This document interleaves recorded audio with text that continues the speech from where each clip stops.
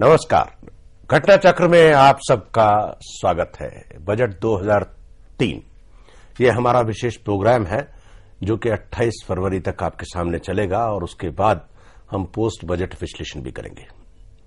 हर साल बजट होता है, आपके दिमाग में ये आता होगा कि हर साल बजट होता है और उससे पहले ही ये तैयारियां शुरू हो जाती हैं कि इस बार वित्त मंत्री कैसा बजट पेश करेंगे। बजट को अगर आम शब्दों में कहा जाए तो ये घर के लेखा जोखा की तरह से है, जिसे आप अपने घर की आय का और खर्च का हिसाब रखते हैं, देश भी रखता है।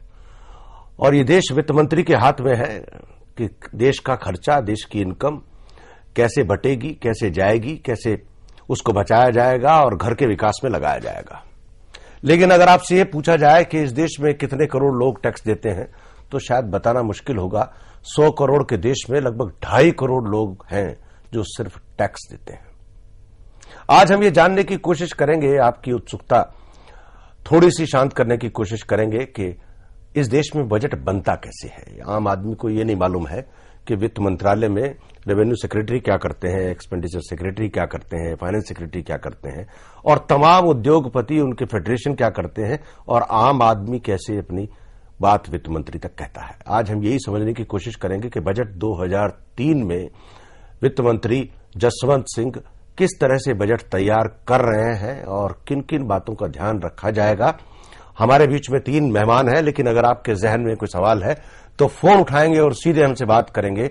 हमारा फोन नंबर है 24100001, 24100003। हमारे बीच में 3 विद्वान मेहमान हैं। मैं आपका परिचय करा दूं। प्रियरंजन दास हैं जो कि आर्थिक संपादक हैं टाइम्स ऑफ इंडिया के, इकोनॉमिक एडिटर। दास साहब, आपका स्वागत है हमारे इस कार्यक्रम में। और मेरे बीच में हैं पीके चौबे साहब हैं जो कि प्रोफेसर हैं IIPA में। चौबे साहब, आपका भी स्वागत है हमारे इस कार्यक्रम में। और हमारे बीच में हैं डॉक्टर R.K. बारिक हैं जो कि इकोनॉमिस्ट हैं जाने माने। बारिक साहब, आपका भी स्वागत है हमारे इस कार्यक्रम में। दास साहब, आप मुझको बताएं, बीइंग ए जर्नलिस्ट एंड एक इकोनॉमिक पेपर भी है आपका, इकोनॉमिक टाइम्स, अखबार वाले भी बजट की तैयारी करते हैं वित्त मंत्री के साथ साथ, और अक्टूबर सितंबर एंड से सिलसिला शुरू हो जाता है। तो जब सिलसिला शुरू होता है बजट का अगस्त एंड से और सितंबर फर्स्ट वीक से, तो what is the first exercise? पहली एक्सरसाइज क्या होती है? पहली एक्सरसाइज तो ये होती है कि जो चालू वर्ष है जी, चालू वर्ष के दौरान जो बजट प्रेजेंट हुआ है फरवरी में, और क्योंकि करीब 6 महीने आर्थिक वर्ष का 6 महीने गुजर गया होता है, अक्टूबर तक, सितंबर तक का 6 महीना होता है, उस दौरान जो सरकारी खर्चा हैं और जो इनकम है, रेवेन्यू है, वो किस तरह से तब तक चला है उसको देखी जाती है। क्योंकि आगे शीतकालीन अधिवेशन संसद का होता है जिसमें सरकार आमतौर पे सप्लीमेंट्री बजट यानी सप्लीमेंट्री डिमांड्स फॉर ग्रांट उसको कहे जाते हैं, जिसमें और ज्यादा आर्थिक मांग विभिन्न मंत्रालय का होता है, जो कि 6 महीने गुजर जाने के बाद सरकार को पता चलता है कि खर्चा ज्यादा हो रहा है, तो फिर वो पार्लियामेंट में जाते हैं, उन खर्चों का अनुमति सैंक्शन लेते हैं जी। तब तो ये पहला एक्सरसाइज जो स्टार्ट होता है, यही से स्टार्ट होता है कि सप्लीमेंट्री डिमांड्स फॉर ग्रांट को बनाने के लिए। और एक इस साल तो एक अलग चीज ये हुआ है, क्योंकि इस साल हमने देखा कि सरकार एक मिड ईयर इकोनॉमिक रिव्यू बिल्कुल लेके सामने आई, जो कि हमेशा ये होता है और सालों में ये होता था कि प्री बजट इकोनॉमिक सर्वे एक होता था, जो कि बजट के 1 या 2 दिन पहले ही संसद के सामने, देश के सामने रखी जाती थी, जो पूरा साल का इकोनॉमिक लेखा जोखा जो है उसको रखती थी, और बजट किस तरह से होना चाहिए उस पर फिर विचार करने का देश को या संसद को कोई समय नहीं होता था। अब सप्लीमेंट्री डिमांड्स फॉर ग्रांट बनाते हुए साथ ही साथ उन्होंने, जबकि उन्होंने दिसंबर जनवरी तक, क्योंकि ये पहला साल शायद था, आगे ये उम्मीद किया जा सकता है कि वो और पहले इस समय पर उस चीज को लेके आएंगे, जो मिड टर्म इकोनॉमिक रिव्यू। तो वहां से प्रक्रिया शुरू हो जाती है। उसके बाद फिर यह होता है कि वित्त मंत्रालय में कई ऐसे यूनिट हैं, जैसे एक महत्वपूर्ण यूनिट यह है कि टैक्स रिसर्च यूनिट। वो टैक्स रिसर्च यूनिट जो होती है उनका काम ये होता है कि ये देखते रहते हैं कि कहां पर टैक्स लगाने का या रेवेन्यू मोबिलाइज करने का कहां पर क्या गुंजाइश है, और रेवेन्यू कलेक्शन वगैरह जो हो रहा है वो जो बजट चालू वर्ष का बजट है उस हिसाब से कैसे हो रहा है, कहां पर रेवेन्यू कलेक्शन में घाटा हो रहा है, क्या हो रहा है, ये सब चीजों को ध्यान में रखी जाती है और वो टैक्स रिसर्च यूनिट जो है वो काम करना शुरू कर देती है। और साथ ही साथ ये प्रोसेस आगे चलते हुए जो विभिन्न मंत्रालय के वित्तीय सलाहकार होते हैं, फाइनेंशियल एडवाइजर, उनकी मीटिंग बुलाई जाती है। ये आपने बताया, एक सोर्स बताया जो आपकी बात से लगा कि सरकार रेवेन्यू कलेक्ट करना और रेवेन्यू इंक्रीज करने के सोर्सेज पता लगाना शुरू कर देती है कि कहां से आना है, क्योंकि खर्चे का तो मोटा मोटा पता होता है कि खर्चा कहां से होना है। ये प्रोसेस शुरू हो जाता है। और मैं प्रोफेसर चौबे, आप मुझको बताएं कि आपके हिसाब से, जो दास साहब ने बताया कि ये तो इनकम का बताया कि इनकम का प्रोसेस चालू करती है, लेकिन मैं खर्चों के प्रोसेस के बारे में आपसे जानना चाहता हूं। देखिए, सच्ची बात तो यह है कि जब बजट की शुरुआत किसी भी प्रजातांत्रिक देश में हुई तो सबसे पहले ये कहा गया कि आप बजट जरूर बनाते होंगे पर हमारे सामने भी रखिए कि आप क्या करना चाहते हैं। तो वहां से आपका लेजिस्लेटिव कंट्रोल बजट पर शुरू होता है और ये प्रक्रिया जब हमारे यहाँ आती है तो हम कहते हैं कि हमारे सामने खुलासा करिए कि कहां से आप धन इकट्ठा करेंगे और किन चीजों पर खर्च करेंगे, और जो जिन पर खर्च करेंगे वो कि पूंजीगत नेचर के होंगे या सामान्य खर्च के नेचर के होंगे, ये भी आप हमें स्पष्ट करें। अब इसमें जो जैसे आपने बताया कि भाई खर्च कहां पर हम करते हैं, तो हमारे पास मिनिस्ट्रीज के माध्यम से जहां जहां हम खर्च करते हैं, स्वाभाविक है कि मिनिस्ट्रीज अपनी डिमांड्स रखती हैं कि ये हमारे कार्यक्रम है और इन कार्यक्रमों पर हमको खर्च करना है। और ज्यादातर कार्यक्रम ऐसे हैं जो पीछे से चले आ रहे होते हैं, इसलिए आपके बजट का लगभग 60% ऐसा हिस्सा है जो कमिटेड ही होता है। तो आपका जो प्लेइंग लेवल है, जहां आप कुछ कर सकते हैं, उसकी गुंजाइश बहुत कम होती है। जहां पर गुंजाइश शायद 15% बहुत कम होती है, इसलिए मैंने कहा बहुत कम गुंजाइश होती है। और इसलिए आपको अक्सर ऐसा लगता है कि बजट जैसा पिछले बार था वैसा ही अब है और कुछ नया नहीं हुआ, तो नए होने की गुंजाइश भी बहुत कम होती है। इस वजह से वो एक स्टेबिलिटी सी दिखाई देती है। जी चौबे साहब, बिल्कुल ठीक कहा आपने। दिनेश वर्मा जी गुड़गांव से हमारे साथ लाइन पे हैं। दिनेश जी, आपका स्वागत है हमारे इस कार्यक्रम में, बताएं आपका क्या सवाल है। जी, मैं दिनेश वर्मा बोल रहा हूँ जी। मैं ये पूछना चाहता हूँ कि मैक्सिमम जो टैक्स पेयर है वो मैक्सिमम सर्विस क्लास लोग ही हैं। जो बिजनेस क्लास पीपल जो टैक्स की चोरी करते हैं, उसको सरकार क्यों नहीं सोचती है कि उनको किस तरह से उनको चोरी भी ना करनी पड़े और सही सही टैक्स भी दें और अधिक से अधिक लोग टैक्स पेयर बने। जी, लाइक आपने कहा 100 करोड़ की जनता में सिर्फ 2.5 करोड़ लोग देते हैं टैक्स। ऐसा कुछ सोचना चाहिए। जी बिल्कुल, आप टैक्स नेट बढ़ाने की बात कर रहे हैं नटशेल में, उस मुद्दे पे भी आते हैं। बहुत बढ़िया बात की आपने, हम लोग आएंगे। धन्यवाद दिनेश जी। जी थोड़ी सी इसमें जी ये ज्ञान के लिए मैं यहाँ पर आपके सामने ये रखना चाहता हूँ कि प्रति व्यक्ति अगर हम ये मानकर, प्रति परिवार हम ये मान करके चलें कि एक टैक्स पेयर है, तो हमारे पास 20 करोड़ परिवार हैं और उसमें 2.5 करोड़ परिवार टैक्स देते हैं। जी, तो इसलिए वो जो हम टोटल पॉपुलेशन से कैलकुलेशन करते हैं कि डिनोमिनेटर में 100 करोड़ रखते हैं, वो बहुत उचित नहीं है, क्योंकि 20 करोड़ ही परिवार हमारे पास है। बातचीत को देखने का अलग नजरिया है। नहीं, लेकिन मेरे ख्याल से ये जरूरी है। फैमिली में एक हेड को अर्नर मानते हैं, हाँ, इसलिए 1 यूनिट मानते हैं। लेकिन अगर एक ही फैमिली में 6 हेड है और उसी लेवल पे कमा रहे हैं तो you have to count 6 heads. पर ऐसा नहीं है, क्योंकि आपके यहाँ 40 करोड़ लोग काम करते हैं 100 करोड़ में जी, और अगर उसमें से हम 6 करोड़ परिवार, नहीं हम लोग विषयांतर नहीं करें। मैं थोड़ा सा संकेत इसलिए कर रहा हूं कि ये कैलकुलेशन हम बहुत हल्के तौर पर करते हैं और शायद पॉपुलैरिटी के लेवल पर कर लेते हैं। नहीं, पॉपुलैरिटी के लेवल पर नहीं, उस पर क्योंकि विषय बदल जाएगा, मैं उस विषय पर जाना नहीं चाहता। फिर वापस आएंगे। बारिक साहब आप बताएं। Actually the point is it's a political issue, it shifts to politics, economics से पॉलिटिक्स शिफ्ट हो जाता है जी। क्यों ना आप जो टैक्स एडमिनिस्ट्रेशन करते हैं, डिसीजन लेते हैं, ये कितने हमारा टैक्स। नहीं, बारिक साहब पता है अब हम लोग क्या करना चाह रहे हैं, जो बातचीत का जो पहला दौर है उसमें अभी हम बजट प्रिपरेशन और एक्सपेंडिचर की बात कर रहे जोड़ लें। हम लोग सतही तौर पे ये जानने की कोशिश करने की फाइनेंस मिनिस्ट्री क्या करती है। उसके बाद हम लोग इशू पे आएंगे कि फोकस क्या होता है। Focus is earlier in the mind और when you prepare that comes later on. that will come. Actually, budget is a political document. जी. Though it is handling economic problems, it is a political document. Once it is a political document, then सरकार का जो चरित्र है उस चरित्र budget के ऊपर प्रतिफलित होता है.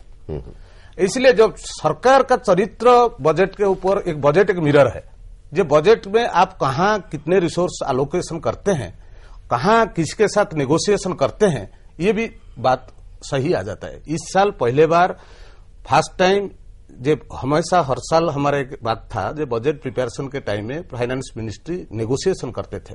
Industrialist, farmers, economists, other social activist, ये सब सोशल ग्रुप के साथ नेगोशिएशन करते थे. क्योंकि ना उनका बातचीत से पता चलता था जो इंडस्ट्री का क्या समस्या है, फार्मर्स का क्या समस्या है. इकोनॉमिस्ट लोग क्या करते हैं ना, अपना जो ऑब्जेक्टिव एनालिसिस है इकोनॉमिस्ट लोग देते थे. ये मीडिया से भी डिस्कशन करते हैं. क्यों ना media representatives carry the message from all the sections of the society, because उनके सभी के साथ रिश्ता रहता है मीडिया में. इसलिए मीडिया के साथ डिस्कशन होता है. आजकल इकोनॉमिक जर्नलिस्ट फोरम भी एक है. इसलिए ये जो डिस्कशन चलता रहता है, वो क्या क्या मुद्दा बजट में रिफ्लेक्शन होगा वो आ जाता है उनके सामने. इसलिए ये जो मुद्दा उनके पास आ जाता है, जो प्रश्नों, जो issues they will handle in the budget. Barik साहब, पता क्या है, हुआ क्या है इस पूरे हमारी बातचीत में, हम लोग बहुत बढ़िया आपने बात की. हम लोग अभी क्या कोशिश कर रहे थे, हम ब्यूरोक्रेटिक नुएंसेस समझने की कोशिश में थे. आप पॉलिटिक्स पे आ गए. पॉलिटिक्स पे भी मैं आता हूं. अभी मैं फिर वापस जाऊंगा दास साहब के पास.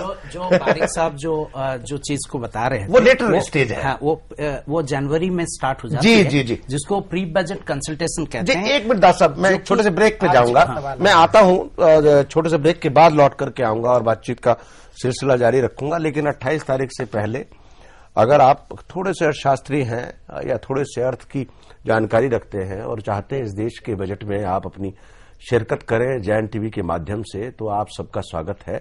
आप हमको फैक्स कर सकते हैं और इस प्रोग्राम में सवाल भी कर सकते हैं कि आने वाले बजट में जसवंत जी को क्या शामिल करना चाहिए आपके और मेरे तस्वीर बदलने के लिए. एक छोटे से ब्रेक के बाद हम आएंगे और बजट 2003 का घटना चक्र चालू रखेंगे.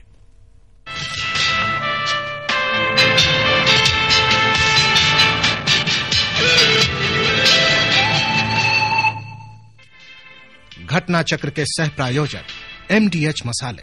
असली मसाले से MDH तवा फ्राई भरवा मसालेदार. MDH का नया तवा फ्राई मसाला, सब्जी में भरा या ऊपर लगाया, छोड़ूंगा नहीं. MDH तवा फ्राई मसाला.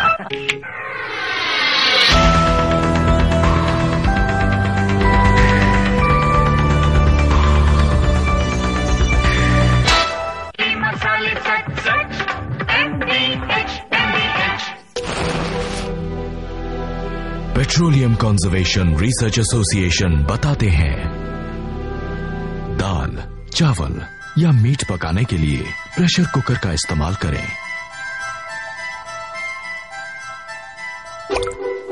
बर्नर्स की नियमित रूप से सफाई करें. गैस बचाएं.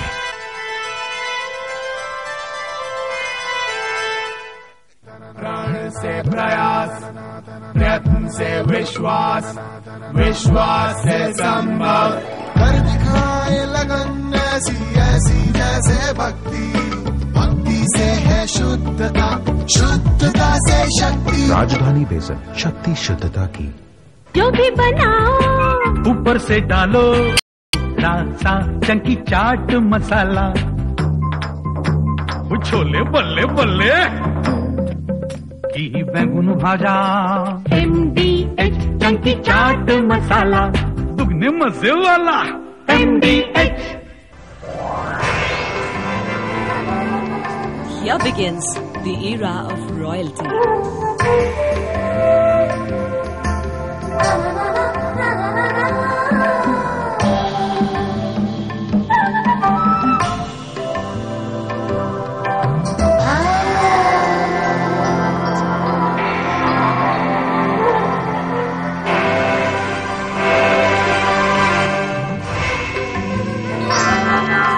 designer clothing, of course. PP Design Estate from the house of PP Jewelers. चाहे गगन चूमती हो ऊंचाइयां, चाहे भरनी हो गहराइयां, देश का आधार निर्माण और उन्नति, क्योंकि साथ है कामधेनु सरिया TMT, संपूर्ण सुरक्षा की गारंटी।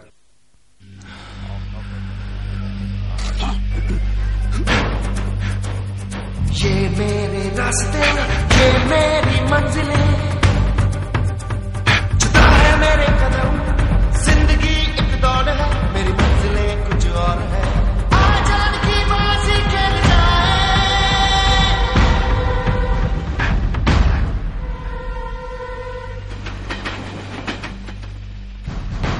आजाद की बाजी खेल जाए। रिलैक्सो चप्पल, कुछ भी झेल जाए, अब और भी कई रंगों और डिजाइनों में।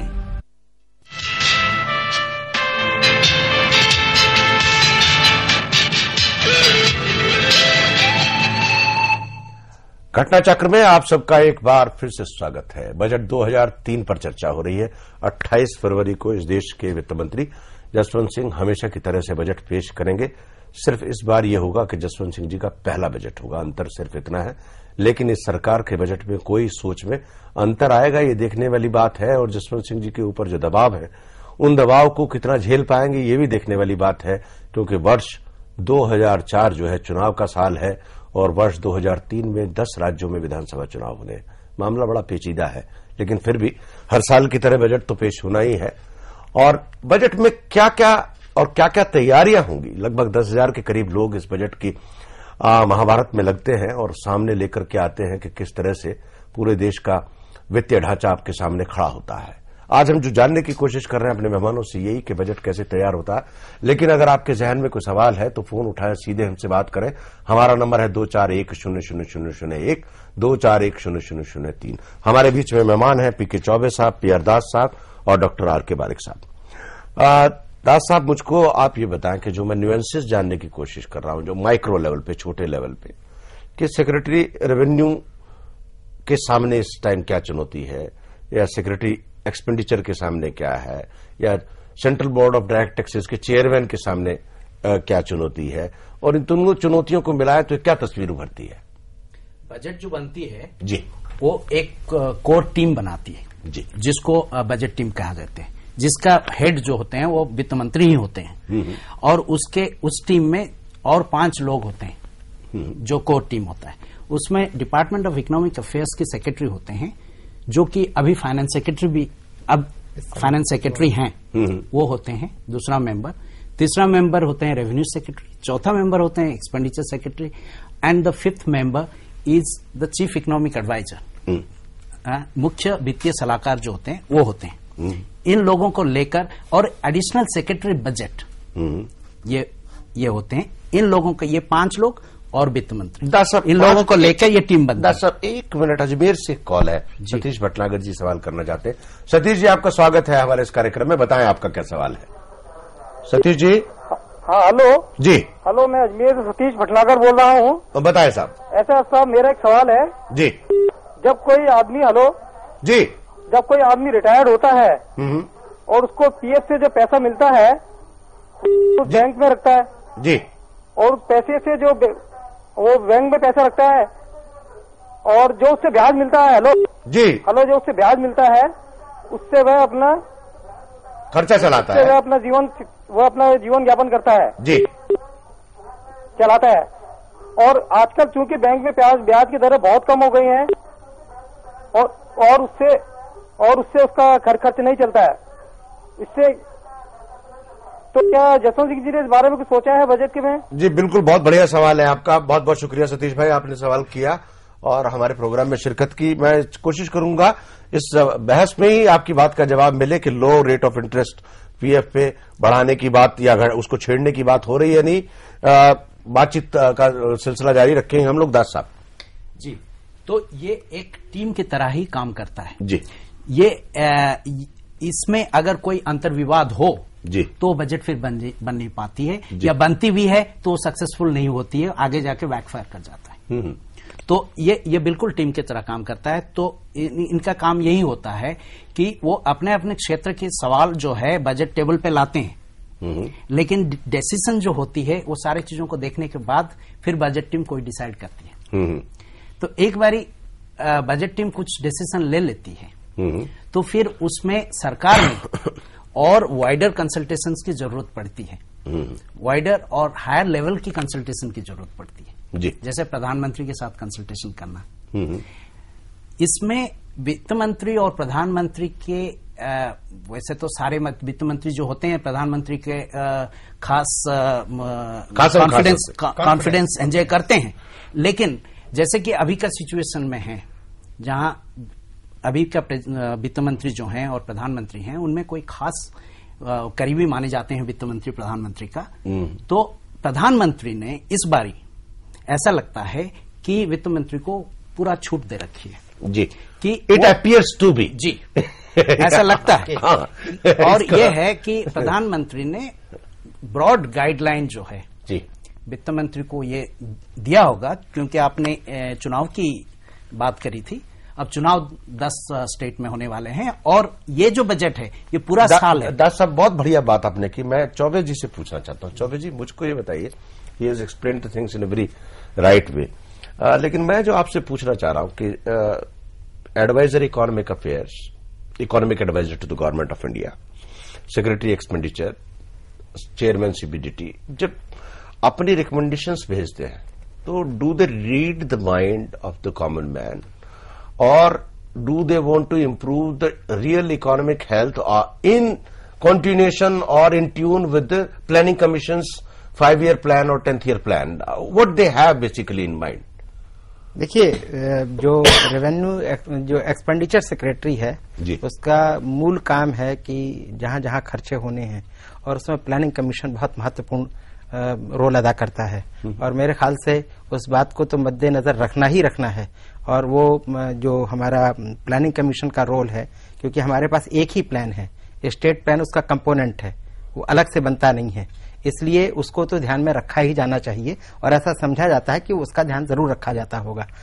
मार्जिनल जो पॉलिटिकल गिमिक्स होती हैं उनको छोड़ दें अगर हम, तो जैसा अभी बारिक साहब ने संकेत किया था कि सरकार बदलती है और चुनाव आते हैं और ये होता है, एक स्टेट का कैरेक्टर है, स्टेट कैरेक्टर के अनुसार बहुत सारी चीजें एक जैसी है, फिक्स है, एक जैसी रहनी है, और गवर्नमेंट चेंज होती रहती है, तो मार्जिनल चेंज है गवर्नमेंट का, स्टेट का चेंज नहीं है, स्टेट के कैरेक्टर का चेंज नहीं है, इसलिए वो स्टेबिलिटी आपको तब भी दिखाई देती है जो भी सारे छोटे छोटे मार्जिनल चेंजेस, यानी हम असर्ट करते हैं कि ये चेंजेस हैं जो एक्चुअली होते नहीं है, वो चेंजेस हमें दिखाने पड़ते हैं।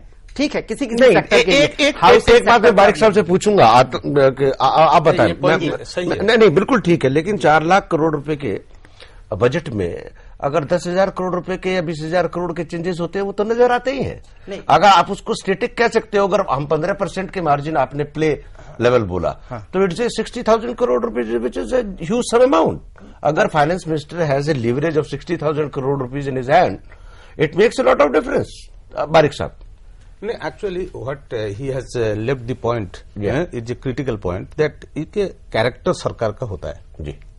ये कैरेक्टर कहां से आता है? बिकॉज इट्स ए डेमोक्रेसी, लोकतंत्र शासन है। लोकतंत्र शासन में character of the government comes from its social support. ये कहां से सपोर्ट लेता है? इलेक्शन में जीतता है। जिस सपोर्ट बेस उनको कंस्ट्रेंट रखता है, जो you can not go beyond this social class. Barik साहब, आप ये पॉइंट में ये पॉइंट आप जो बोलना चाहता हूँ, इसलिए बोलना चाहता हूँ, जो आप जितने आपके पास 15% इन्वेस्टमेंट। बारिक साहब, आप जो बात कर रहे हैं ना, वो बात कर रहे हैं लक्ष्मण रेखा की। वो लक्ष्मण रेखा तो जिस पार्टी का फाइनेंस मिनिस्टर है वो down the line message clear होता ही है। उस लक्ष्मण रेखा को लांघने की बात कोई नहीं करता है। जो हम यहाँ डिस्कशन कर रहे हैं, जो ये 5 लोग हैं, आप जो पॉइंट रेज किए थे, असेंबली इलेक्शन, स्टेट असेंबली में इलेक्शन होगा जी, parliament Lok Sabha election next year होगा, ये जो इलेक्शन प्रक्रिया है ये भी बजट के ऊपर क्यों आता है? Because they have given you vote, you have to satisfy them through economic measures. and budget is one instrument through which you can satisfy their needs. Possibly the direct taxpayers, possibly there. Then this social group is actually जो core social base है अभी ruling party का, ये है middle class. Ji. And इसी middle class को आपको satisfy रखना चाहिए. यही तो कॉन्फ्लिक्ट है केलकर रिपोर्ट वर्सेस राजनाथ सिंह का रिपोर्ट. उस रिपोर्ट पे बात ये प्रश्न भी आप और एक प्रश्न बजट बनाने के लिए जो प्रश्न उठा था, जो पहले जो डेमोक्रेटिक डिस्कशन होता था, various pressure group, various economist और जर्नलिस्ट जो इंडिपेंडेंट बुद्धिजीवी हैं, उनके साथ जो इस साल ये हुआ नहीं. ये भी एक नया परिवर्तन हुआ, ये सरकार एक किया नहीं. Which explains that here less negotiation, the government is interested to make it budget as a product of bureaucratic process. नहीं, वो भी उस पे आते हैं. हमारा इस बजट का फोकस ही नहीं है. We are talking in this program a total philosophical thing. How this volume of 300 pages is being prepared, and what are the basic intricacies which compels the total system to improve, to eradicate or to delete certain points in every year in budget. That we will come back and हम लोग आएंगे उस पे दोबारा से discussion जारी रखेंगे कि बजट 2003 किस तरह से तैयार होता है, उसकी क्या इंट्रिकेसीज है, यानी कि मूलभूत उसमें बेसिक कमियां और खूबसूरतियां क्या हैं, ये जानने की कोशिश करेंगे. लेकिन अगर आपके जहन में कोई सवाल है तो आप फोन उठाएं और सीधे हमसे बात करें. हमारा नंबर है 2410001 2410003. छोटे से ब्रेक के बाद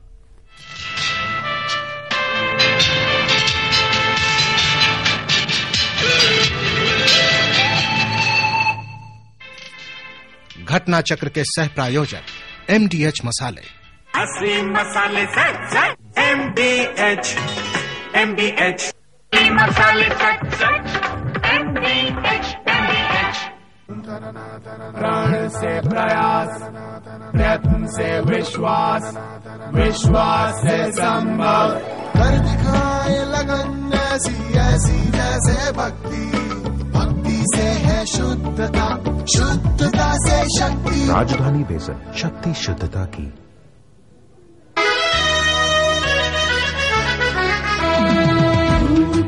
सुगंध जहाँ जहाँ जाए, शुभ लक्ष्मी वहाँ खुशियों पे आए. हरी वर्षा धूप सच सच MDH. प्राण से प्रयास, प्रयत्न से विश्वास, विश्वास से संभव. कर दिखाए लगन ऐसी ऐसी जैसे भक्ति, भक्ति से है शुद्धता, शुद्धता से शक्ति. राजधानी बेसन, शक्ति शुद्धता की. नए पाउच में बंद MDH मसाले जो सबके पसंद. MDH.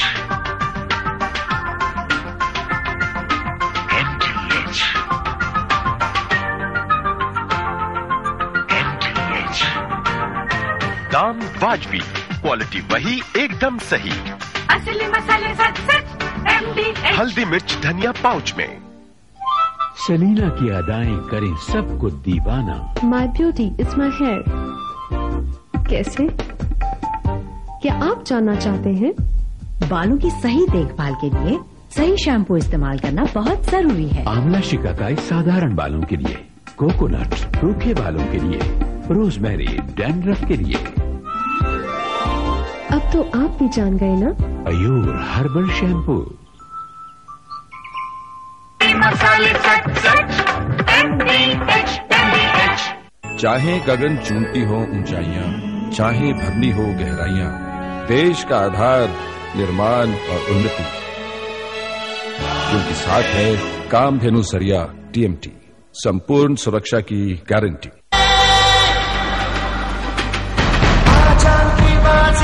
रिलैक्सो चप्पल कुछ भी झेल जाए, अब और भी कई रंगों और डिजाइनों में. विश्व कप के लिए भारतीय क्रिकेट टीम को रिलैक्सो हवाई की शुभकामनाएं.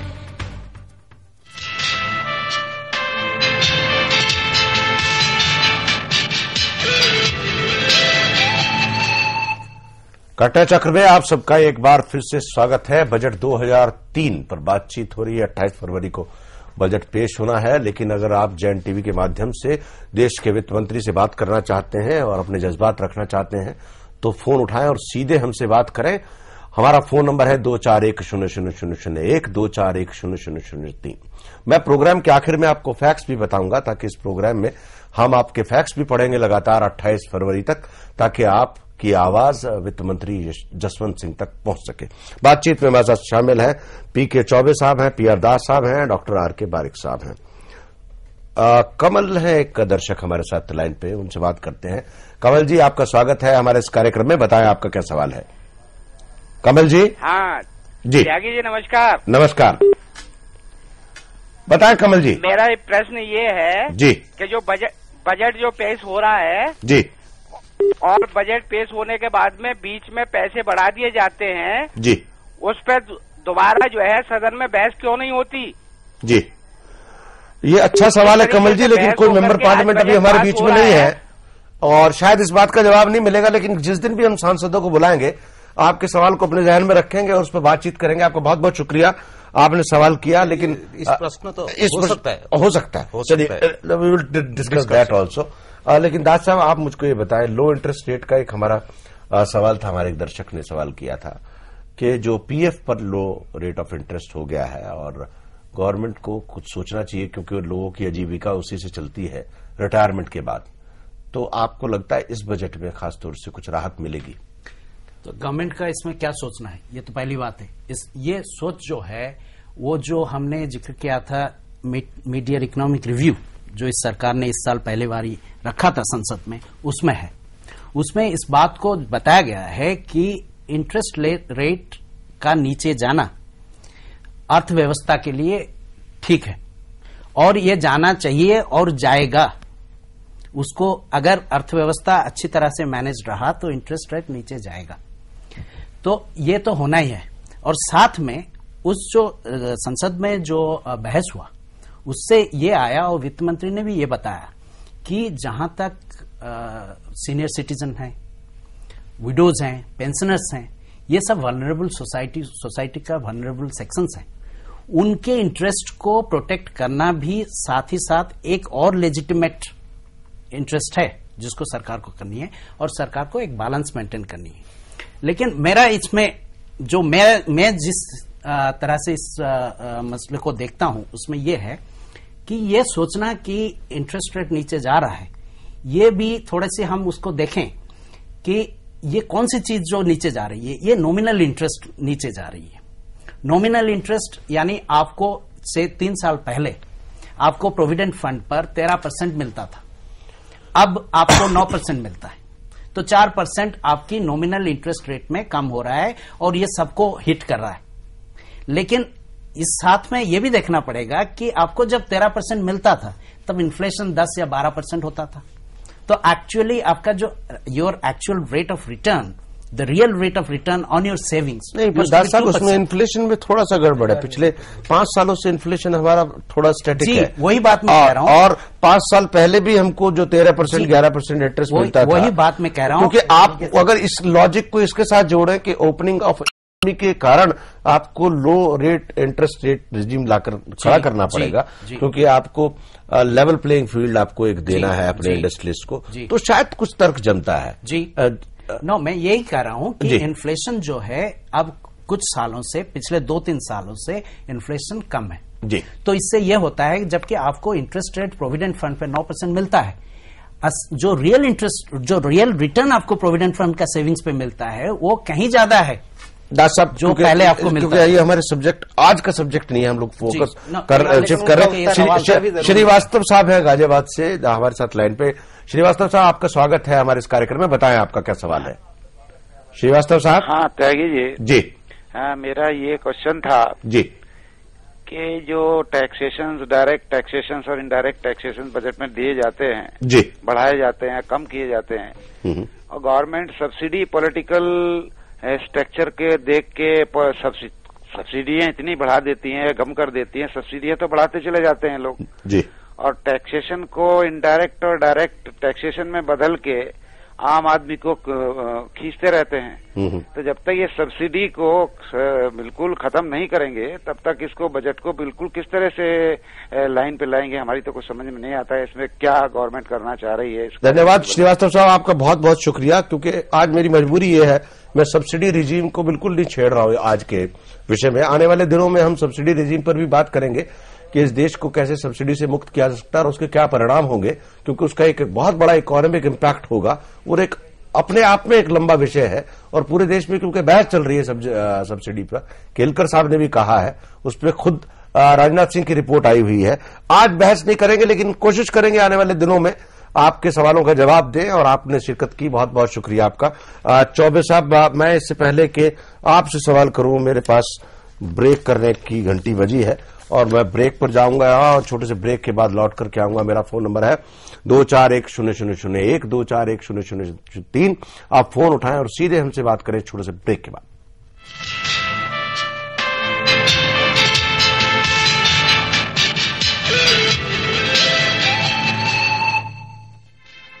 घटना चक्र के सह प्रायोजक MDH मसाले। असली मसाले से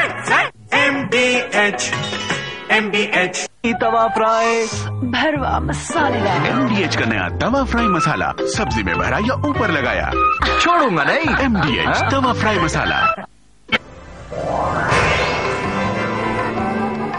Here begins the era of royalty.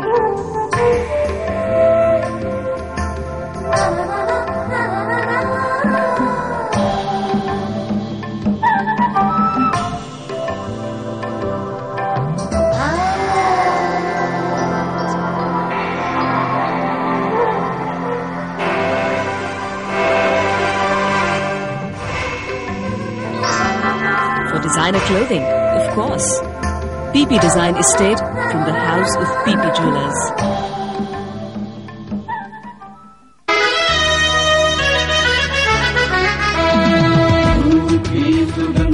जहाँ जहाँ जाए शुभ लक्ष्मी वहाँ खुशियों से आए। हरी वर्षा धूप सच सच MDH। Petroleum conservation research association बताते हैं, दाल, चावल या मीट पकाने के लिए प्रेशर कुकर का इस्तेमाल करें। बर्नर्स की नियमित रूप से सफाई करें। गैस बचाएं।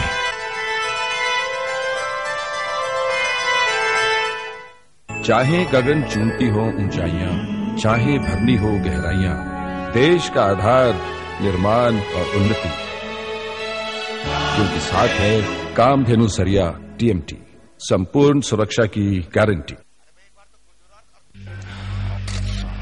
ये मेरे रास्ते, ये मेरी मंजिलें, जुदा है मेरे कदम, जिंदगी एक दौड़ है, आजाद की बाजी खेल जाए, आजाद की बाजी खेल। रिलैक्सो चप्पल कुछ भी झेल जाए, अब और भी कई रंगों और डिजाइनों में। रिलैक्सो क्रिकेट धमाका। क्या है ये रिलैक्सो धमाका? रिलैक्सो का कोई भी जूता चप्पल कहीं से भी खरीदें, कूपन मांगे, स्क्रैच करें और जीते 1-1 लाख के 5 Relaxo gold cup, colour TV, transistor और लाखों नकद इनाम। तो जल्दी चलें और पूरे परिवार के लिए रिलैक्सो लाएं। इस उम्र में भी मेरे सारे के सारे दांत सुरक्षित थे।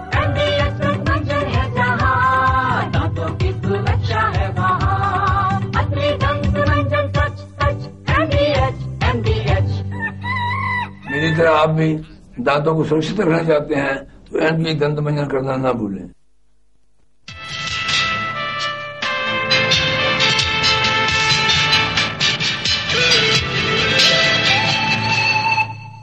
घटना चक्र में आप सबका एक बार फिर से स्वागत है।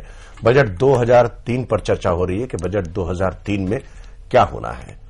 वित्त मंत्री जसवंत सिंह 28 फरवरी को बजट पेश करेंगे, लेकिन उससे पहले 28 फरवरी तक जैन टेलीविजन लगातार ये कार्यक्रम चलाएगा और आप वित्त मंत्री से कोई बात कहना चाहते हैं तो अपना फोन उठाएं और अपना फैक्स हमको भेजें या हमसे फोन पर बात करें। हमारा नंबर है 241001 241003। हमारे बीच में मेहमान है प्रोफेसर पीके चौबे साहब, पीआर दास साहब और डॉक्टर आर के बारिक साहब। चौबे जी, मुझको ये बताएं, जो मैं बातचीत के इस अंतिम दौर में जो जानने की कोशिश कर रहा हूं, नॉर्थ ब्लॉक में जहां ये बजट बनता है, उस बजट का जो अफसरशाही का, या अफसरशाही नहीं कहें उसको, तो ये कहें अफसरों के जो ब्लैक एंड व्हाइट है अभी तक अफसरों के दिमाग में, उसका क्या मैसेज निकल करके आने वाला है? Black and white means what they have written on the papers. देखिए, जैसा दास साहब ने बहुत शुरू में संकेत किया था कि हमारे जो सेक्रेटरीज हैं वो डिफरेंट, जो ब्यूरोक्रेसी के अंदर चल रहा है, जो डिफरेंट ऑफिसर से आ रहा है, उसको लेकर के इकट्ठे होते हैं। जब वो इकट्ठे होते हैं तो निश्चित रूप से पर एक का रिपरकशन दूसरे पर क्या है, इसका उनको शायद इल्म नहीं होता। वो जब पांचों लोग बैठते हैं तो उसको भी स्टडी करते हैं और दूसरा आदमी ये बताएगा कि इस प्रपोजल का अर्थ हमारे लिए क्या होगा, और उसको जब कंसीडर करते हैं तो जो इंटरेक्शन होगा चीजों का, वो समझ में थोड़ा सा आता है। और निश्चित रूप से वित्त मंत्री को उम्मीद की जाती है कि वो दोनों चीजों पर एक साथ ध्यान रखे। और हम ये मान करके चलते हैं कि despite political constituency which they are suppose to promote being politicians, they are suppose to do it, लेकिन एक बात साफ साफ ये नजर आती है कि एक इकोनॉमी पर क्या असर होगा, क्योंकि पब्लिक सेक्टर, जैसा संकेत हमने किया कि हम लिबरलाइज कर रहे हैं और बहुत सारी बातें कर रहे हैं, पर अभी भी 30% सेंट्रल गवर्नमेंट का बजट और स्टेट गवर्नमेंट के बजट और जो पैरा स्टेटल्स है, सब मिलकर के 30% से ज्यादा जो इकोनॉमी है वो पब्लिक हैंड से कहीं न कहीं पर जो है पास होनी है।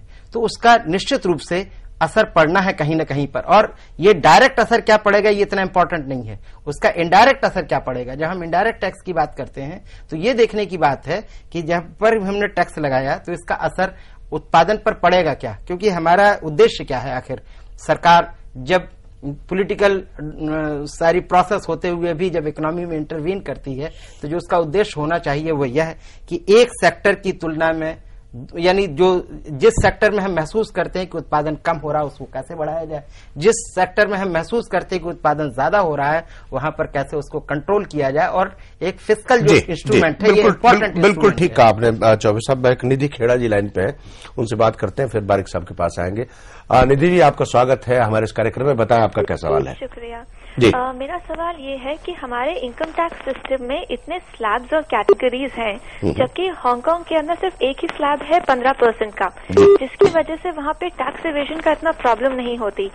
तो हमारे सिस्टम के अंदर हद से हद 2 स्लैब्स क्यों ना हो, ताकि इनकम टैक्स पेइज को बेनिफिट मिले और जो इकोनॉमी है उसको भी बेनिफिट हो, टैक्स इवेजन ना हो। जी, बहुत बढ़िया बात की निधि।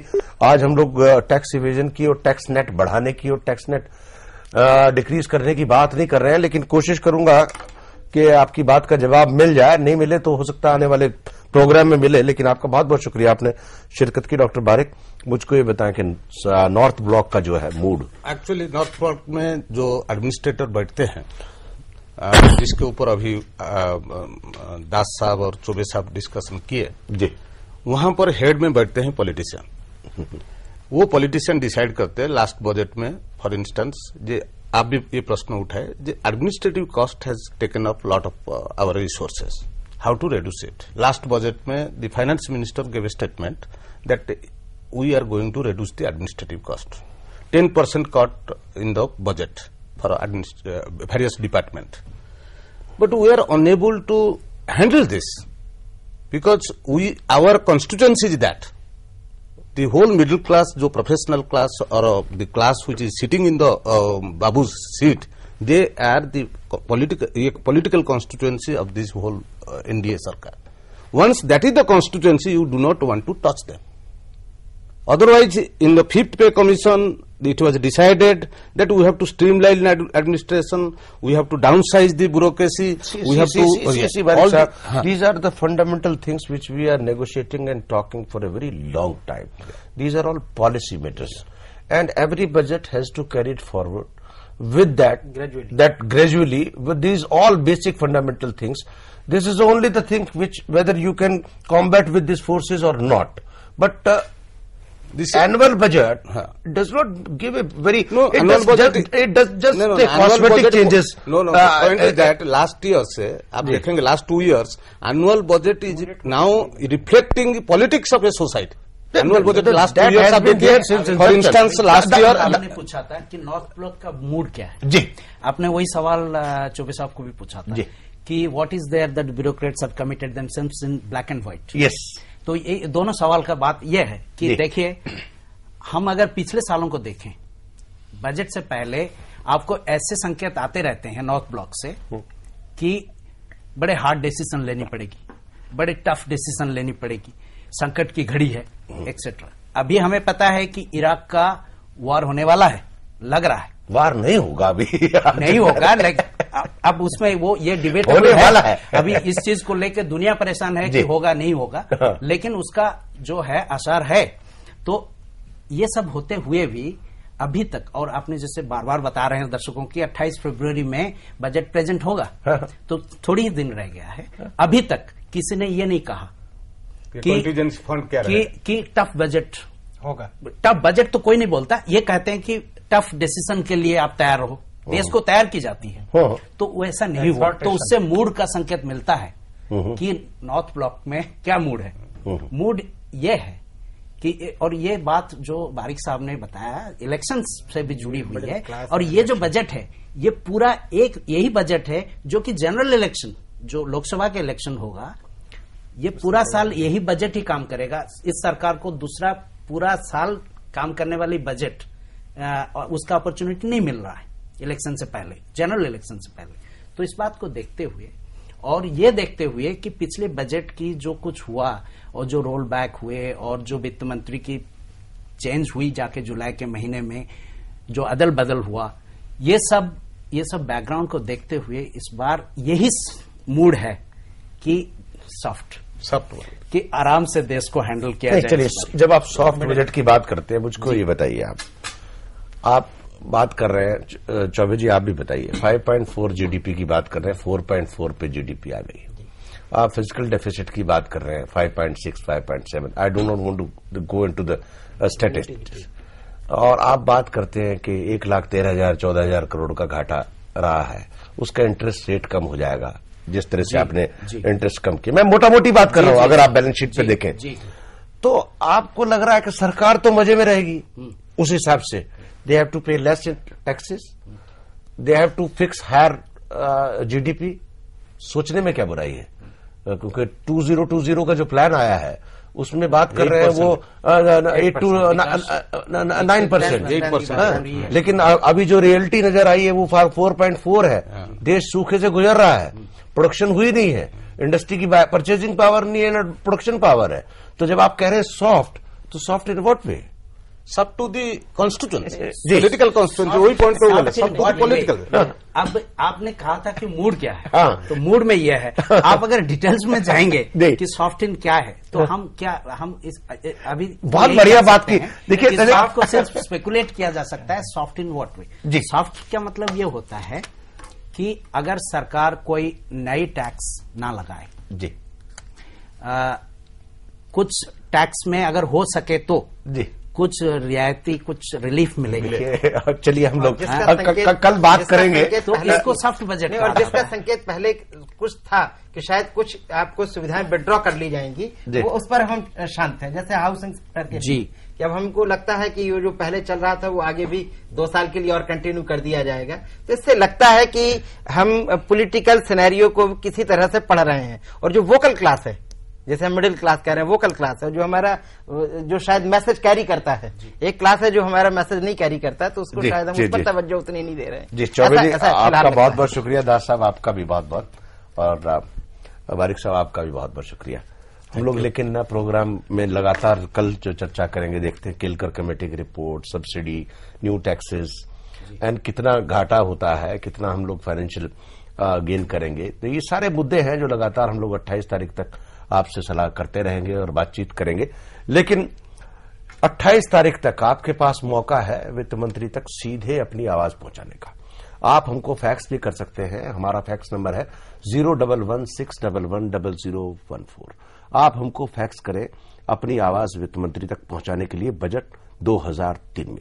हम लगातार 28 तारीख तक और 28 तारीख के बाद भी आपकी आवाज को बुलंद रखेंगे और ये बताने की कोशिश करेंगे कि आम आदमी की शक्ल इस बजट में कितनी बदलेगी या नहीं। हम कल फिर मिलेंगे बजट के नए आयाम लेकर के, नए पहलू लेकर के, नए मेहमानों के साथ। तब तक के लिए धन्यवाद, नमस्कार, खुदा हाफिज।